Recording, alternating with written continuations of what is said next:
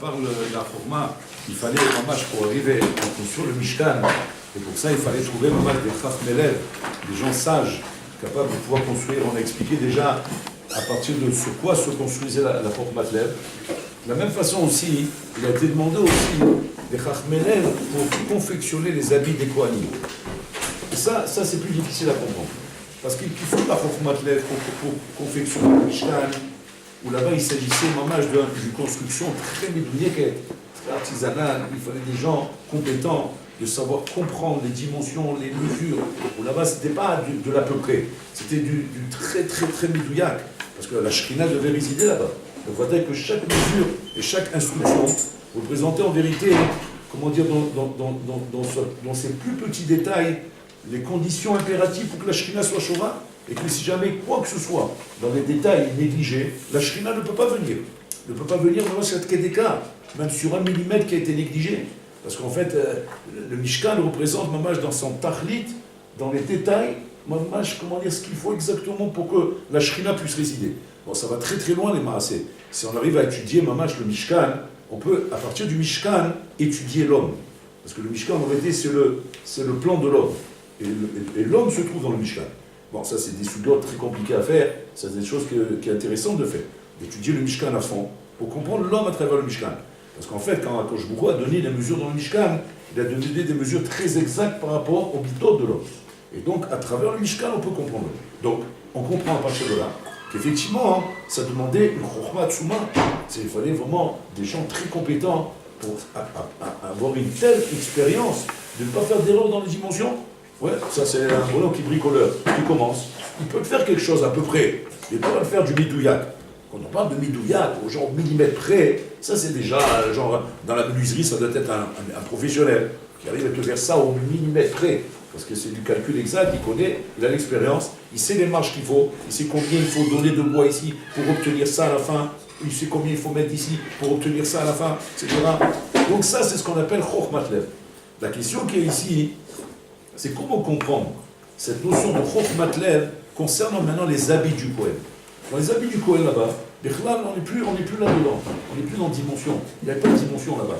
Il n'y avait pas genre 5 cm, 10 cm, 20 cm. On n'est pas là-bas. Là-bas, c'était simplement des habits taillés, comme un tailleur doit savoir tailler. Bon, il n'y a rien à une fois que tu sais faire de la couture, quoi, ben, tu peux faire l'habit du Kohen Gadol. Ce n'était pas quelque chose de très compliqué là-bas.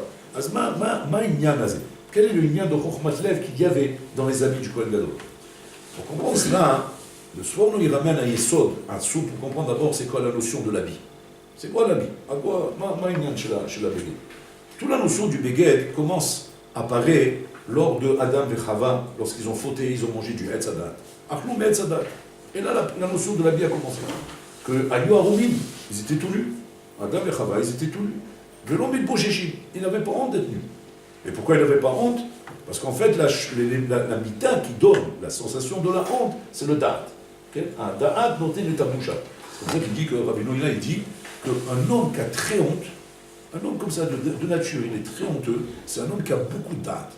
Un homme qui est très honteux, c'est un homme qui a beaucoup de da'at. Un homme qui n'a pas honte, c'est un homme qui n'a pas de da'at. On le voit. Heresh, shotev et katan, et l'inda'at.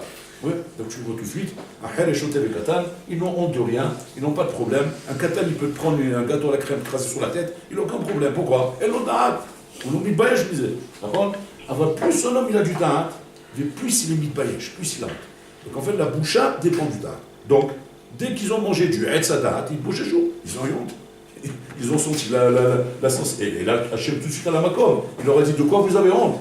Est-ce que Minaès vous avez mangé du pain, je lui ai dit pas manger? Ouais, je vous attrape là. Quand je vois monsieur, il fait ça pour rentrer avec eux dans le Minyan, pour pas les effrayer quoi.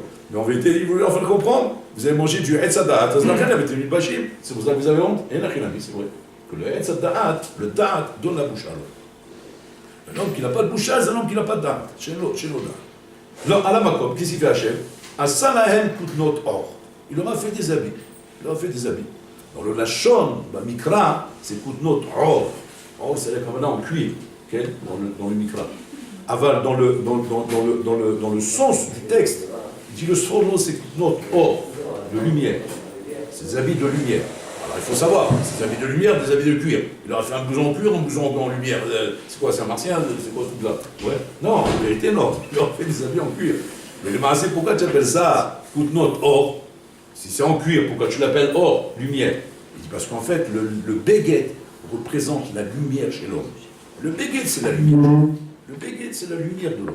La lumière de l'homme, c'est son béguet. Bien fait. Et ça, c'est Ben Ishra, il Fourage qui ramène ça. C'est un entre parenthèses. Je vous fais une parenthèse. Que l'homme est entouré de or makif qui est autour de chaque habit lorsqu'il le porte. C'est pour ça qu'il ne faut pas porter deux habits d'un coup. Il faut porter habit par habit, de façon à laisser le or en l'entourer, etc. Cette notion vient d'où? Elle vient de cette notion que le béguet représente le or qu'il y a sur l'homme. L'homme est entouré d'une lumière qui s'appelle le béguet. C'est le béguet.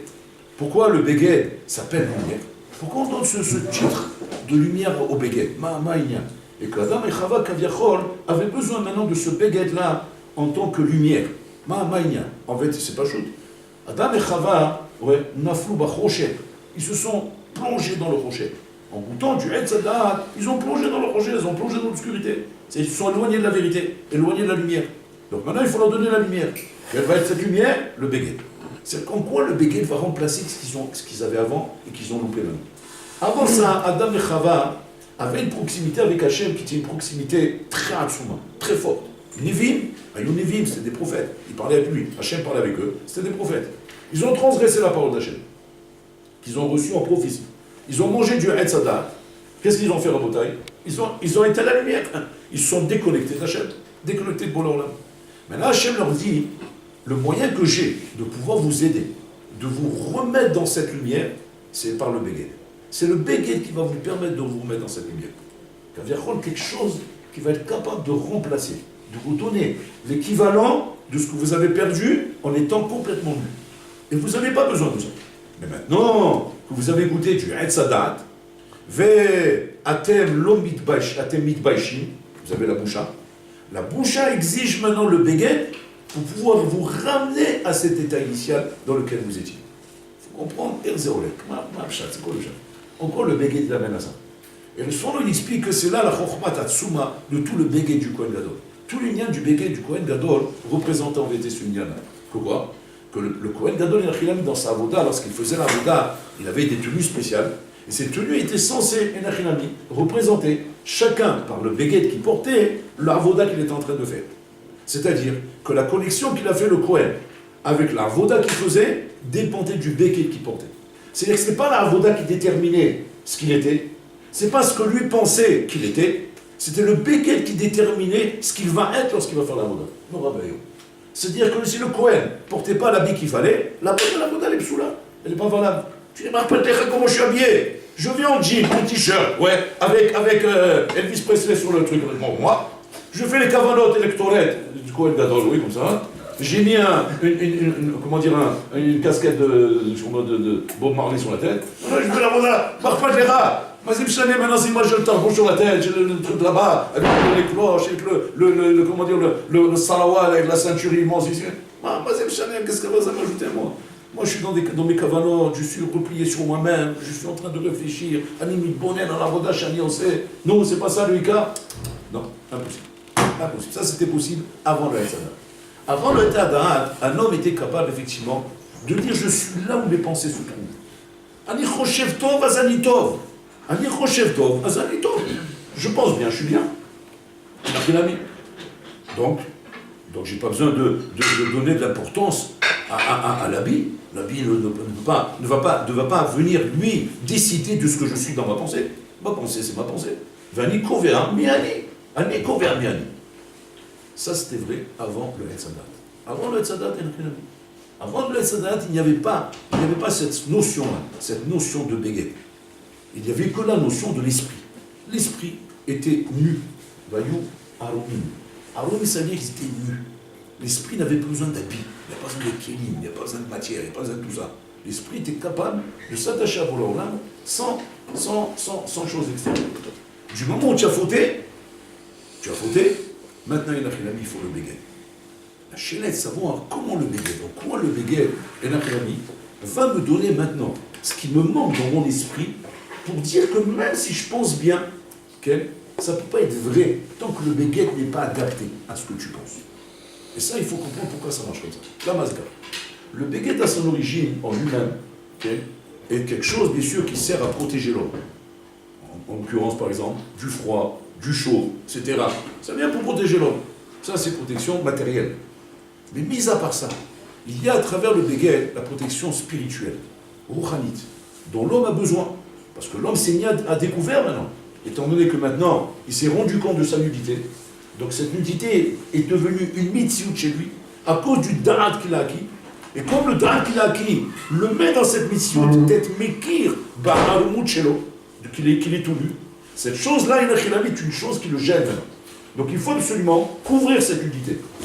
La chéna, elle est, quand on couvre une nudité, est-ce qu'il y a une nafkamina, comment on la couvre?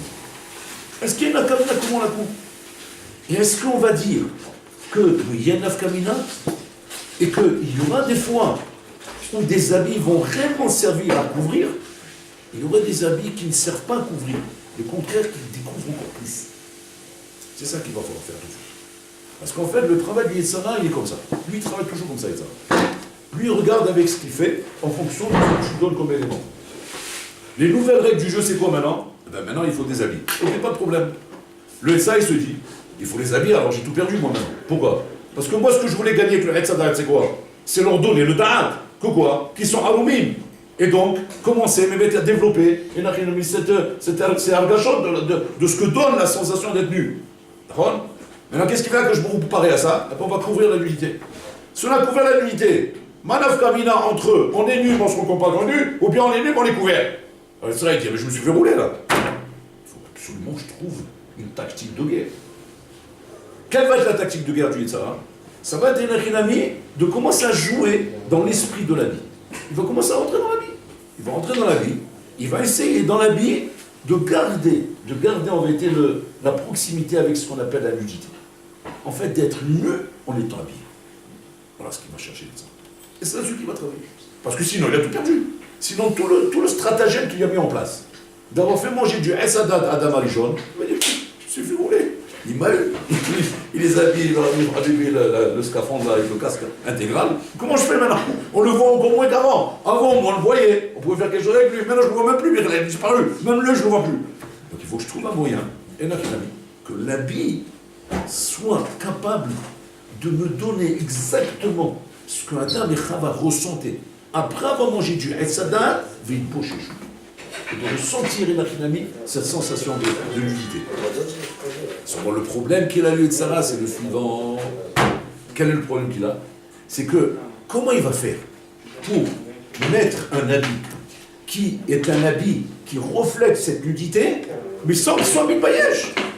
Parce que s'ils sont mille paillesh, eh ben, ils ne seront pas d'accord de porter l'habit. Parce que c'est ce qui s'est passé là-bas. Il va être beau chez vous. Et qu'à cause de ça, Hachem leur a donné l'habit justement pour arrêter cette boucha qu'ils avaient. Donc, mais si maintenant le Yetzara, il fait quoi? Il met l'habit, mais l'habit en vérité le remet dans ce massacre de Haroumim. Ben à nouveau, il va être mitbayesh. Si à nouveau il va être mitbayesh, il ne portera pas cet habit.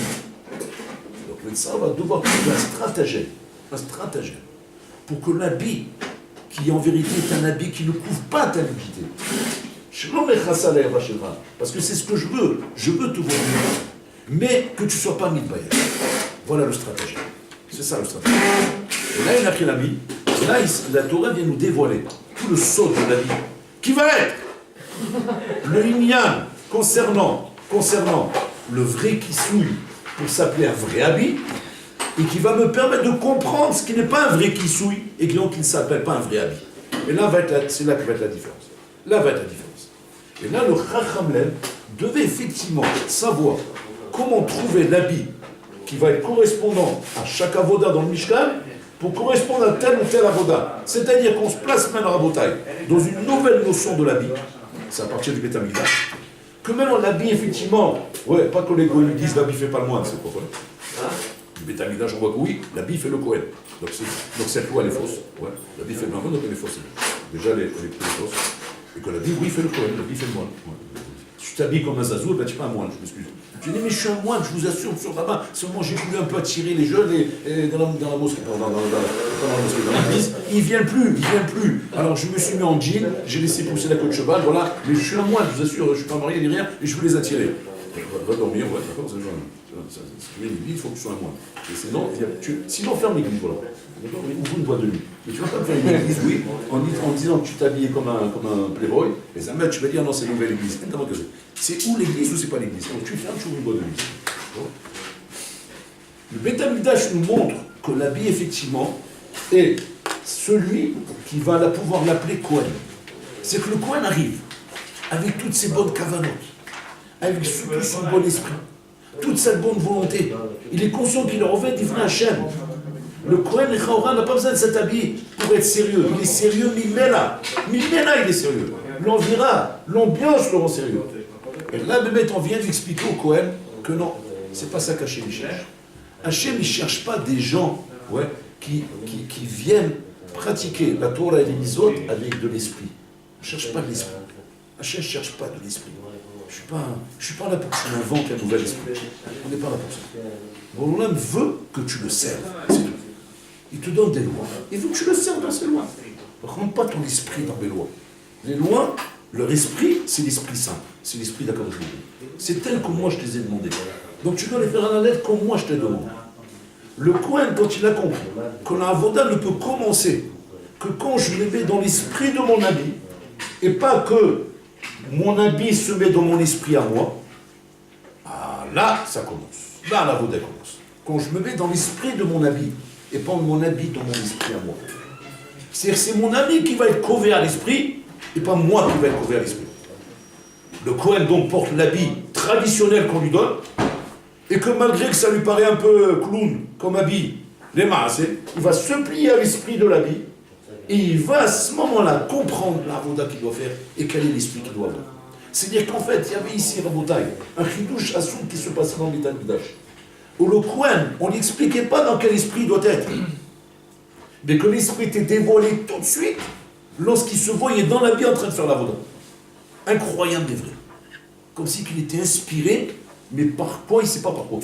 D'avoir l'esprit qu'il fallait à ce moment-là, et que seulement lui qui est passé par là-bas pouvait te dire quel est l'esprit que j'ai eu là-bas.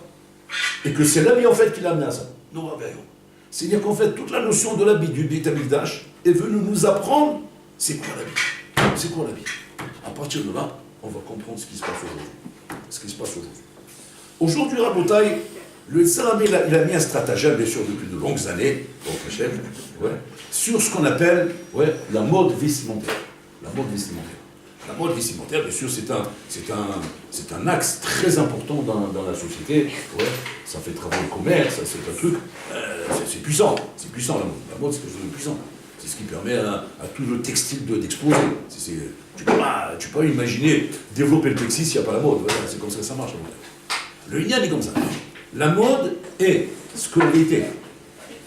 Le monde suit pour être en vérité à la page de la société. Je vais être à la page de la société, pour pouvoir être comme ça, il faut s'habiller comme ça.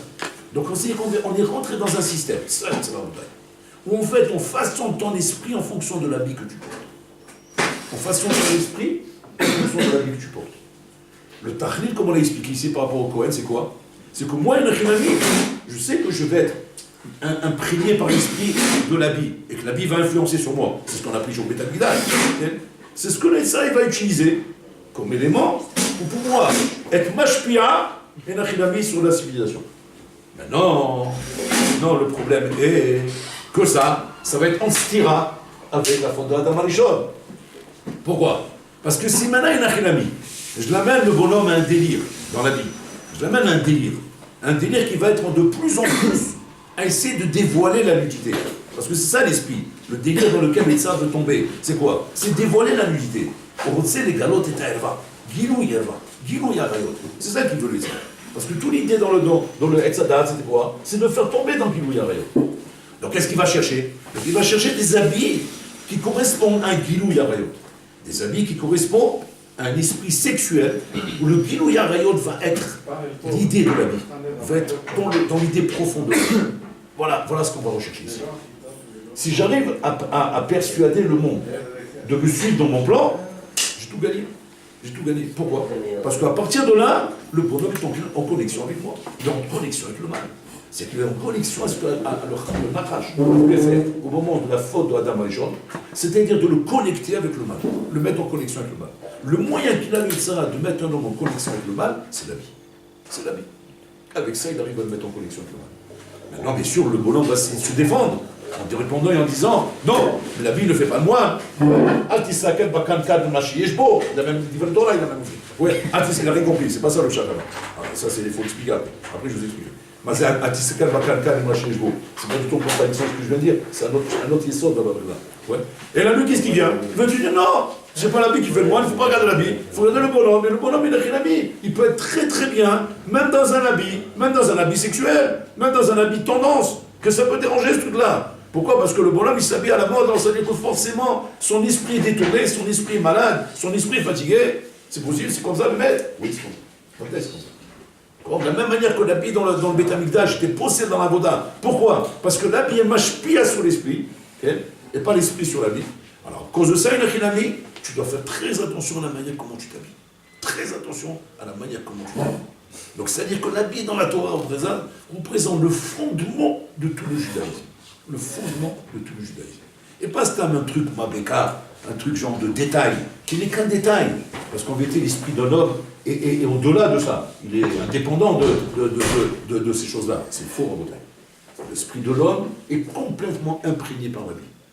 Et ça, c'est des exemples très simples. Ça, c'est la partie la plus facile des exemples. C'est que tu vois un bonhomme en bataille, il va partir en Ben Azmanim. Bientôt, vous allez partir en Ben Azmanim. Ouais. Tu es en costume. Ouais, avec un chapeau sur la veste, tu ne peux pas rentrer dans un pub. Tu ne peux pas rentrer dans une boîte de nuit. Il faut que tu mettes un habit adapté.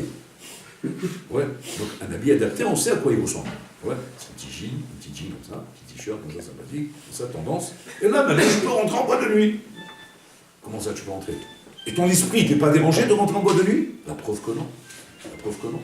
C'est mieux que quoi? C'est qu'il n'y a rien à dire, que l'esprit va être façonné en fonction de la vie que j'ai. Et en fonction de ça, je peux me donner maintenant le terre de rentrer. Alors que le terre était impossible si tu as un habit de Ben Torah. Alors rendez-vous compte un peu maintenant du problème dans lequel nous sommes.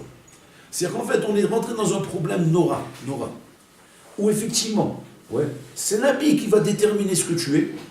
Et en fonction de ça, il y aura des choses dans la vie que tu ne feras pas en fonction de l'habit que tu portes. Okay? Et que ces mêmes choses-là, tu pourrais très bien le faire si tu portais un autre habit. Tu vas me dire quoi? C'est ça la matara? C'est ça la matara? C'est-à-dire devenir vraiment un bon juif, c'est être un homme qui soit capable de porter des habits adéquats, des habits comme il faut. C'est ça devenir un bon juif en bataille. Pourtant c'est marqué, et là je viens avec la question, Artista kelba kankan, et là même ne regarde pas le kankan, mais ce qu'il y a dedans. Là maintenant la question se pose. Alors vous voyez comment il est le chat. Le chat il est comme ça. En fait il y a deux vitesses. Un, deux. Tout commence d'abord par le béguet. Tout commence par le béguet, pourquoi? Parce que c'est ce qu'on apprend au Beth Amikdash, que le béguet est covéa chez l'homme et l'achinami, l'état d'esprit dans lequel il va être. Lui, il va être covéa l'état d'esprit. Seulement attention, il ne faut pas qu'on fasse le travail inverse en bataille. Le travail inverse qui va être quoi? Que le bonhomme et l'achinami ne va être que ce que son habit lui dit d'être. Et que si demain l'achinami, il n'est pas dans cet habit-là, il n'est plus ce qu'il est. Ça, c'est chez Mishmo. Ça, c'est Atistakel Bakankan et la machine de l'eau. Donc en fait, on a deux choses qui sont fondamentales. C'est l'Esprit Saint dans un habit saint. On ne peut pas dissocier les deux choses. Esprit Saint dans un habit saint. Il faut un Esprit Saint dans un habit saint. La question est de savoir qui est-ce, par qui on commence. De Adam et Chava, on voit qu'on commence par l'habit. On commence par l'habit. D'abord, un habit saint qui va nous amener à un Esprit Saint. Mais ça, c'est un autre problème. Mais en tout cas, c'est ça le mal. Il faut un habit saint pour arriver à un Esprit Saint. Un bonhomme veut rentrer dans Shabbat. Enfin, j'avais un bonhomme d'affaires. Un bonhomme, il a des grosses affaires. Toute la semaine, il a bien costume. Shabbat, il veut venir en jean, en t-shirt. Je dis, pourquoi tu fais ça? Il me dit, mais voilà, je vais faire un changement. Toute la semaine, je suis en costume, je rêvais. Non, je ne suis pas d'accord. Je dis, pourquoi? Je dis, pas parce que toute la semaine, tu es comme ça. Tu es obligé d'être comme ça, c'est ton travail, pas de problème. Mais maintenant, Shabbat demande un béguet de Shabbat. On n'est pas en train de se mettre à l'aise. C'est le béguet de Shabbat, c'est la chemise blanche. Il faut 5 habits blancs normalement, après le Ben Israël. Au moins une chemise blanche. Quelque chose qui montre un respect du Shabbat. Et pas plutôt comment dire, une prikat hall. C'est pas le week-end. Le week-end, c'est prikat hall. Shabbat, c'est Zman Avoda. C'est le jour de Avoda le plus dur de la semaine. C'est quoi? Le Shabbat, tu rigoles, c'est le kiff. Moi, c'est le Darko, la Bocha, je m'éclate, je dors. Tu as compris? Donc, Shabbat, c'est pas fait pour dormir. Tu dis, comment c'est pas fait pour dormir? Alors, vas-y. Mais Shabbat, tu rigoles, c'est mais alors là, baba, c'est le moment de connexion de toute la semaine pour se mettre en connexion avec Bola Olam. Tu plaisantes ou quoi? Donc, c'est un moment de Avoda, c'est un moment d'Avoda qui se met dans un esprit de détente. Mais c'est l'Avoda. C'est l'Avoda dans la détente. Mais c'est de l'Avoda. Comment on fait Avoda dans la détente?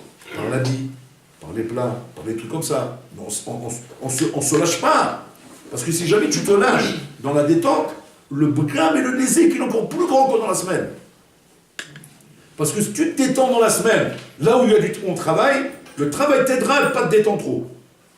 Mais si tu te détends dans le Shabbat, où là il faut travailler, alors là l'esprit de détente il va t'éclater le crâne. Qu'est-ce qu'il faut faire?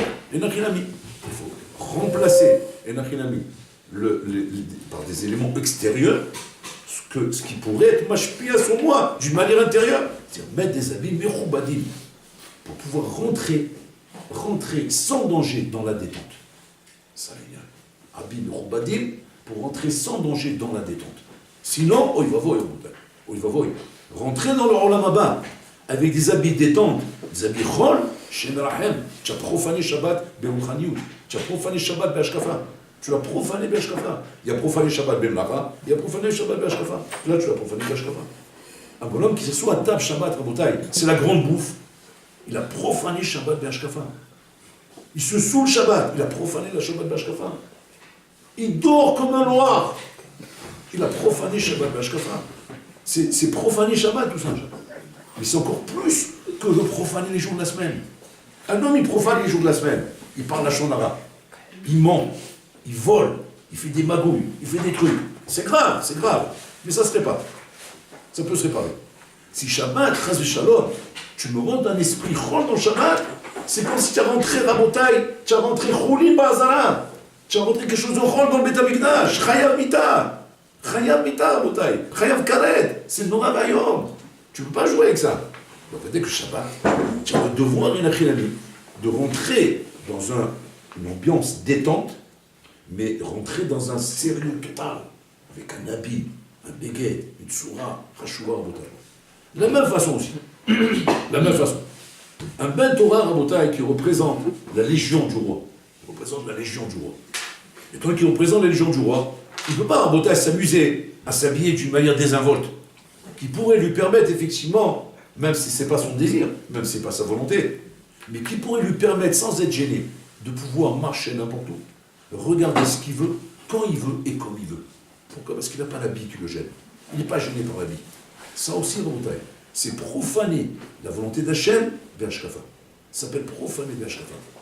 Tu marches en tant que Ben Torah avec un jean et un t-shirt, tu profanes la volonté d'Hachem Be'ashkafa.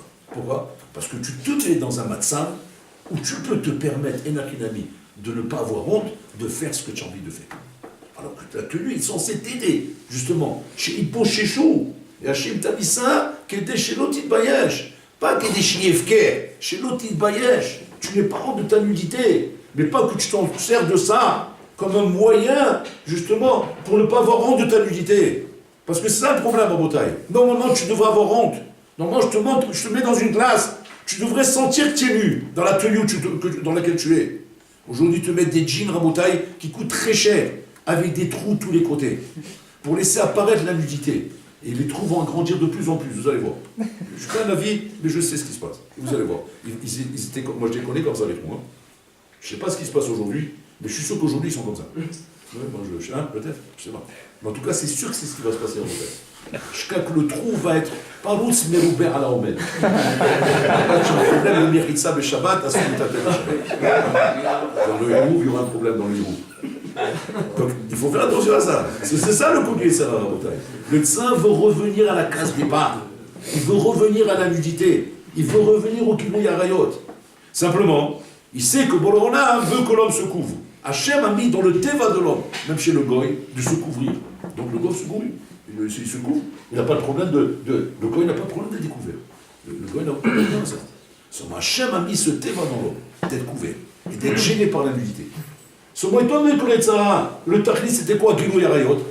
Donc il va tout faire pour que l'habit ne soit plus un habit. Et c'est là-bas qu'il va nous pousser.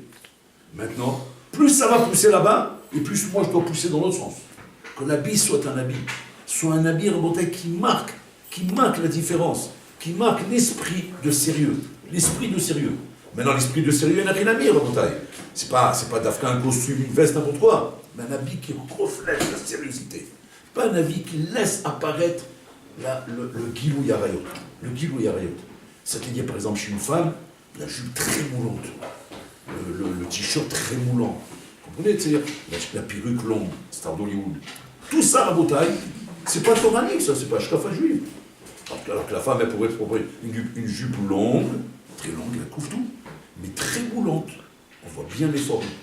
Mazé, c'est Gilou Yarayot. C'est Gilou Yarayot. Elle porte une perruque très longue. C'est Gilou Yarayot. Elle se maquille d'une manière exagérée. C'est Gilou Yarayot. Elle se parfume qu'on la sent à 100 km. C'est Gilou Yarayot. Tout ça, à Rabotai, c'est le Chet Adam Arishon, c'est le Nachash. C'est le travail du Nachash. Et le travail du Nachash, c'est que sans cesse, il essaie de t'inculquer, de retrouver cette nudité-là. Blili Bayesh, sans avoir honte. Et le travail du Ben Torah, c'est du juif. Pas seulement le Ben Torah, parce que c'est une des trois choses qui a valu que les Israéliens ont pu sortir d'Égypte. Ils n'ont pas changé leur habit, ils n'ont pas changé leur nom, et ils n'ont pas changé leur langage. L'habit, ils n'ont pas été changés. Ils sont restés dans l'habit juif. L'habit juif. L'habit juif, c'est quoi l'habit juif? L'habit juif, il n'y a pas d'habit juif. Tous les habits qu'on a aujourd'hui, à leur origine, sont goy. L'habit juif, c'est l'habit de Sanois, l'habit pudique. L'habit qui est le contraire de la nudité, le contraire de Harayot. Voilà ce que c'est pour l'habit juif. Donc c'est pour ça qu'il a pris l'habit, qu'une femme, quand on lui dit maintenant, pourquoi elle doit être Sanois, on lui explique, parce que tu es juive, et une juive doit être couverte. Un juif doit être couvert. Un homme doit avoir une tenue qui permet de dire, tiens, il est Sanois cet homme-là. Et pas qu'il a une tendance vers lui. Parce que quand on se pose la question, comme me l'a posé un élève cette semaine, il m'a demandé la question suivante, à laquelle je vais répondre maintenant. Il m'a dit comme ça, question très intéressante. Il me dit, voilà, je ne comprends pas un truc. Il dit, comment ça se fait que je n'ai aucun problème à respecter Shabbat, à manger kasher, à étudier la Torah. Tout ça, aucun problème. Mais par contre, Gilou Yarayot, c'est la même. Là, je deviens Bil'am. Je suis Moshe, et là, je suis Bil'am. Vous pouvez m'expliquer, la belle et la bête. Vous pouvez m'expliquer, c'est quoi ce doux parsoufim là? Je me sens un double personnage en moi. C'est quoi ce lien là? La réponse est très simple. Ça, c'est ce que le Yitzhak veut faire. Ça, c'est le programme du Yitzhak.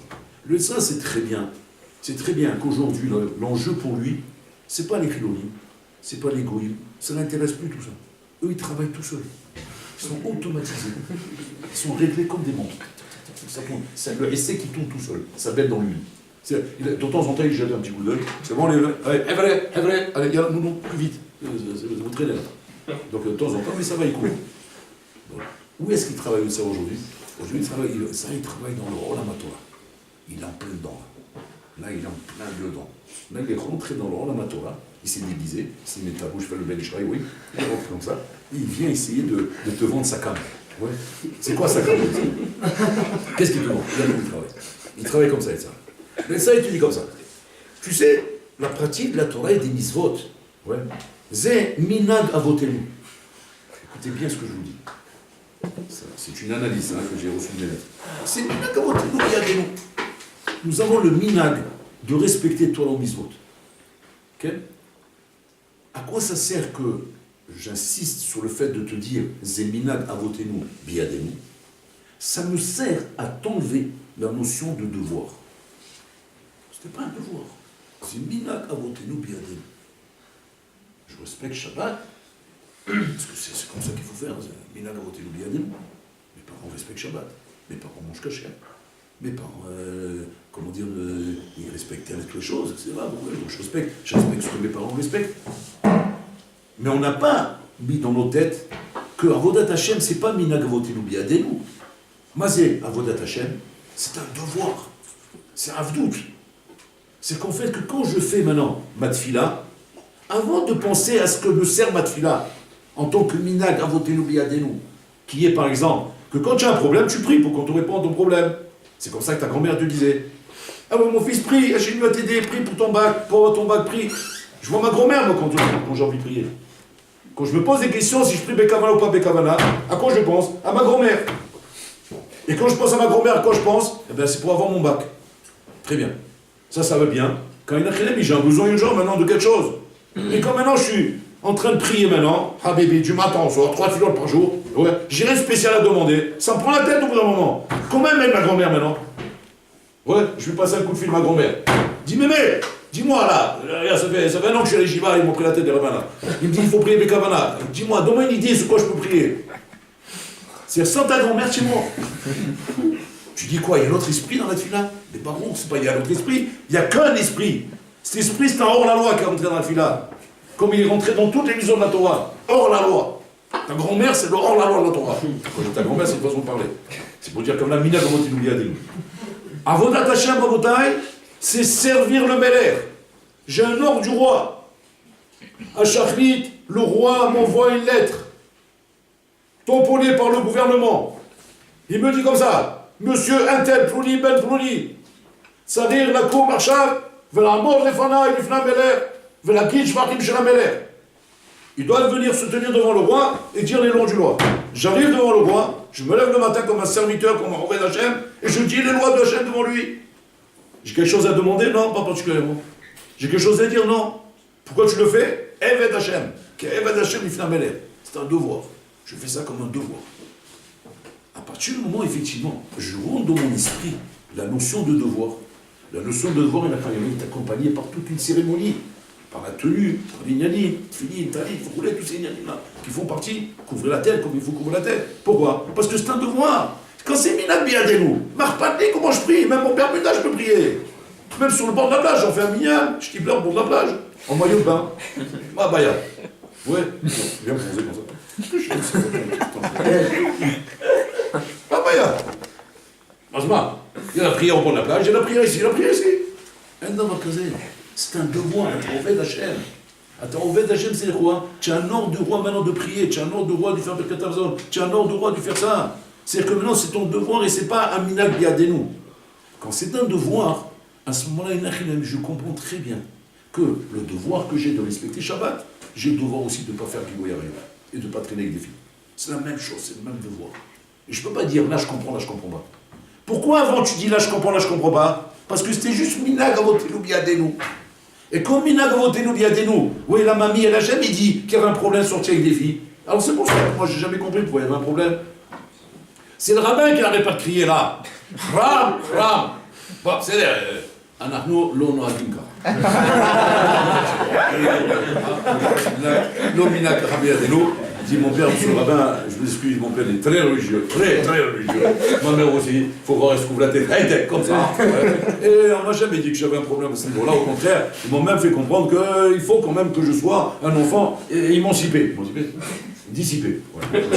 Vous avez compris? Donc c'est ça le problème. Donc à partir de là, c'est là que je me frotte, c'est là que j'ai un problème, c'est là que je passe pas. Je me suis mis à prendre la Torah au taille, qui est minag, be'alma. Quand je me mets dans la tête effectivement que je suis en Oved, l'Ifna Meler qui est Kohen, l'Ifna Meler Bebet Amikdash, et que tout ce que ça comporte, c'est-à-dire la tenue, la façon de parler, la façon de me comporter, la façon de rigoler, tout ça, ça s'inscrit dans une avoda d'Hachem. Et ça, c'est ma vie. Maintenant, c'est là-dedans que je dois trouver l'Achilami, le bon sens de ma vie. C'est là que je dois trouver le plaisir de ma vie. Mais que c'est que là que je peux le trouver. Je ne vais pas me mettre maintenant à devenir à Botaï un globe-trotteur maintenant que, parce qu'il s'ennuie, alors il va chercher un plaisir ailleurs. Tu ne peux pas aller ailleurs. Tu refais d'un Meler. Trouve ton plaisir ici. C'est que la mitzvot qu'il y a chez toi de croire que tu peux aller là-bas, qui te donne l'argacha, que sans ça tu t'ennuies. Parce que dans ta tête ça existe. Mais si dans ta tête ça disparaît, comme le porc ça n'existe pas, et que si maintenant la seule sortie qui existerait, c'est d'aller au McDonald's pour manger du porc, tu n'irais pas quand même. Même tu vas mourir d'ennui. Pourquoi? Parce que tu n'as grandi nous bien nous. C'est ça ton problème. Donc là tu vas pas, mais là tu vas. Mais c'est le même problème, c'est même plus grave. Tu manges pas du porc cramé. Tu touches une fille, c'est pire que de manger du porc. C'est pire, c'est pire. C'est la rigolade ça. Tu sais quoi, la rigolade mange du porc, ne touche pas une fille. À la rigueur. Ça c'est pire. Comment tu arrives à des nuances pareilles, qui sont des nuances chmichigrenées, des nuances de fou, où tu as mis à botter des petits problèmes comme ça, et des gros problèmes comme ça. Pourquoi? Parce que toute la Torah, c'est minag, c'est du n'importe quoi, du n'importe quoi. C'est la pratique de Zoulou. La pratique de Zoulou. Hachim, il s'arrache les cheveux. Bon, c'est des cheveux. En nous voyant, il devient fou. Il dit, mais Massou Mitorati, qu'est-ce qu'ils ont fait de ma Torah? Qu'est-ce qu'ils ont fait de ma Torah? La Shonara, c'est la Avera la plus grave de tout le monde. C'est la championne du monde des Averot. Mais c'est quelque chose qu'on fait même normalement. Dans le tas du Shabbat en plus. Mais Shabbat, la Shonara. Mais va mettre Mechanel Shabbat. Je t'assure, sois Mechanel Shabbat. Disparaît, faire du ski, tout seul. Tu fais tout Shabbat, tu montes tout seul. En comptabilité, tu auras moins de Averot. En comptabilité, je parle. Tu amènes un comptable qui sait faire les calculs. Il va dire, bon monsieur, bon la piste de ski Shabbat, bon, vous avez fait 200 Averot. Très bien. Et lui là-bas. Vous, monsieur, là-bas, Shabbat, la Meadrim, oui, Badat Sedar Haridit, Amia Sharim, oui, vous avez fait que 500 000 Averot. Tu dis quoi, vous êtes venu fou? Attends, bah oh, moi je suis parti à Méjaï, ça m'a coûté une blinde, je me suis enfermé là-bas dans la maison là-bas, j'ai mis la haine en Bretagne, je fais 500 000 Averot, mais je vais faire du ski la prochaine fois. Le problème il est là, la barrière elle est là. Tu as fait de la Torah un minag où tu fais du n'importe quoi. Tu as perdu toutes les notions de gravité, tu as perdu toutes les notions de khumrot. Tu mets des khumrot parce que c'est à la mode. Tu fais la khumra d'acheter des tfilim rabbinotam parce que c'est à la mode. Tu mets un talit comme ça que c'est à la mode. Tout est devenu une mode. Le Tzara, il a gagné. Il a gagné où il a mis le coup fatal dans le Olam HaTorah. Si jamais c'est comme ça que ça fonctionne chez toi. Shem Rahel, il faut bien mettre les choses dans l'ordre. J'ai un devoir. Ce devoir implique des règles. Les règles doivent me donner une notion de la gravité par échelle des règles. Ça, c'est plus grave que ça c'est plus grave que ça. Je ne peux pas vivre en me disant que ça, je peux le faire, ça, je ne le fais pas. Alors que là, c'est la bombe d'Hiroshima et là, c'est une cacahuète. Tu as un problème mental, tu as un malade mental. Il faut te faire soigner. Tu as un malade mental. Et là, c'est quoi le malade pour arriver à une chose pareille? Comment un homme peut vivre avec des stéroïdes pareils? Où là, il est en train de tuer un bonhomme. Il te dit, j'ai rien fait de mal. Ouais. Et là, il est en train je sais pas moi, de croire que... Alors que là, il est en train de détruire le monde. Comment tu vas faire comprendre ça, Ben Adam? C'est pas chou, quand ça devient une avoda. Quand ça devient une avoda, qui est un roi, je suis son serviteur, j'écoute le roi, alors à ce moment-là, je fais attention de prendre chaque chose avec ce que ça représente. Que Moshe Akoshbon notel, en prenant la loi, la gravité de la loi, qu'est-ce qu'il y a derrière ça, qu'est-ce qu'il n'y a pas derrière ça. Même de cette manière, je peux arriver à être en accord avec moi-même. Sinon, c'est du n'importe quoi, Rabotai. C'est stam shtuyot. C'est le folklore qu'on a aujourd'hui, Rabotai. Le folklore dans lequel on est aujourd'hui. On voit en des jeunes de très bonne famille, Rabotai, qui n'ont pas fait forcément des bêtises, mais qui ne comprennent pas pourquoi ils ont telle tendance-là, tel truc-là. Ça vient, Rabotai, du bilboul ador, Rabotai. Du bilboul, on met des khumrot pour se donner l'impression qu'on est devenu des grands religieux. On fait des coulottes où on essaie de se donner des morets terribles pour ne pas paraître des avarianim. Tout à l'envers, Rabotai, tout à l'envers. À Korafou. Un bonhomme, il va prendre une massa, Rabotai, il va mettre là-bas 50 khumrot sur cette massa. Ouais. Il a amené Rabotai des pavés à la maison. La pauvre, la femme, elle est en train de faire des implants, en ce moment, elle n'a pas de dents, la pauvre. Ouais. Là, oh, il avait une carie aux dents, c'est devenu un malheur ce soir-là. Le soir de la Gada, ça a été un malheur. Mais le bonhomme, il est fier de lui. J'ai amené une matzah avec 50 roulottes. En attendant, il a tué son ami. La fraude d'à côté, elle était plus méquille. Le bonhomme d'à côté. C'est un bonhomme tout simple. Il était méquille, il a pris une matzah que je sais pas bien, comme ça. Bien, elle se mange bien et tout. Il faut voir le sidère qu'ils ont fait. Comment ils ont chanté, comment ils ont fait bien les choses, etc. Nous, là-bas, il est sorti au prochain une famille de Bnei Torah. Ici, c'est de sortir des bandits. Ouais. Pourquoi, à Bretagne?